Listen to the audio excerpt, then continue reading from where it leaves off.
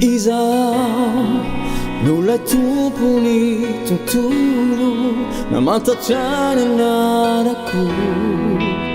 nameny ratrako fa izaho nolay kitany maraina nitarikany lalako de lay foko veridi nony maizaho ay fa nirehetra nataonao tsy noho izay mavitako fa ny may anao anao tovo nikazo mandarianao mamelana le falazo konjakeny anaty rano hoe tiririvotrayanao miaino ay raha miantso ay manarinara tokalavo mibitsikao atsofiko ao Jesosy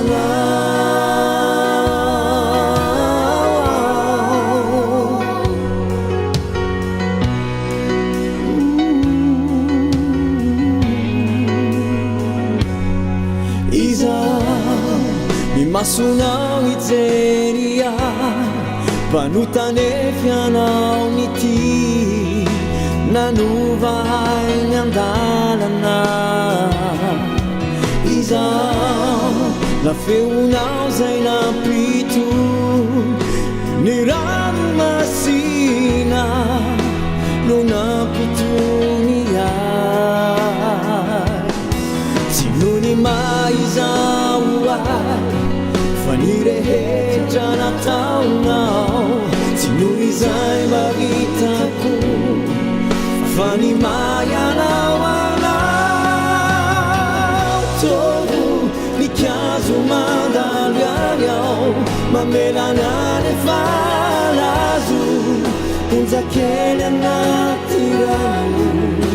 hoe tiririvotrayanao miaino ay raha miantso ao manarinara tokalavo ao mibitsikao atsofiko ao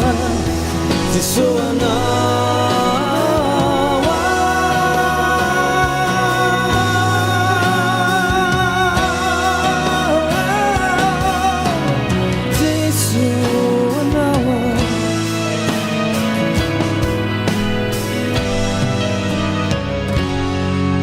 tsy noho ny maizaho ay fa nirehetra nataonao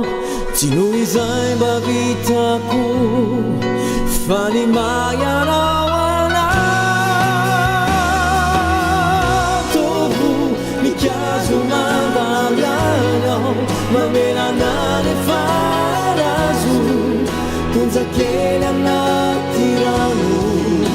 hoe tiririvotrayanao miaino ay raha miantso ay manarinara tokalavo ao mibitsikao atsofiko ao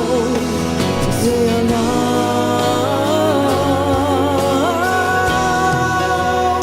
Jesosy anao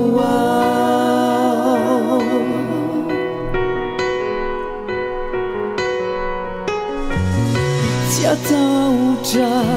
izany izao satria anao